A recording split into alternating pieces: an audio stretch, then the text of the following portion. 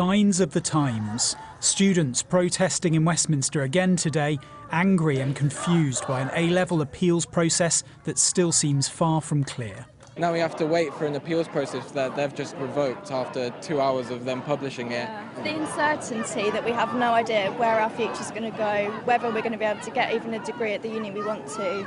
There's no safety net. This 3 triple lock is not a safety net at all.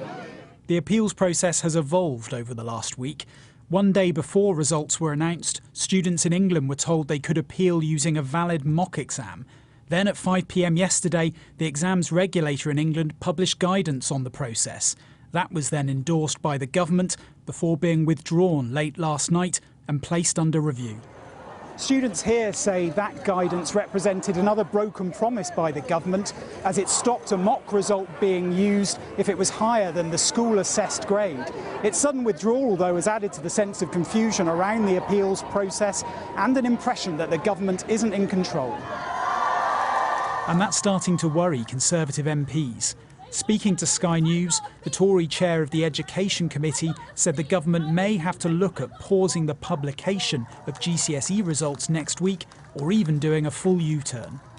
If they can't get the appeals system right, then we may have to go down the Scottish option in terms of recognising teachers' predicted grades, but I very much hope that a proper, fair appeal system that is simple, that people can understand, that is fair, and that gets young people back on that education ladder of opportunity.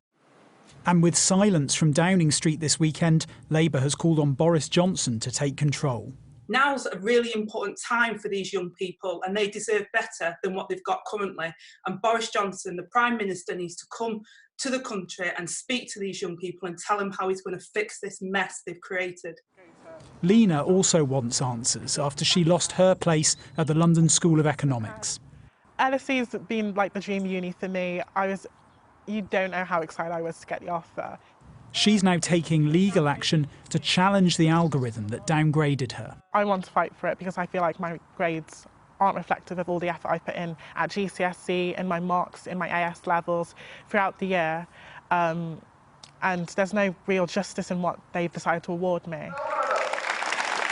More protests in Cardiff today as the UK's children's commissioners say the system has thrown up too many anomalies and led to inequalities between the 4 nations.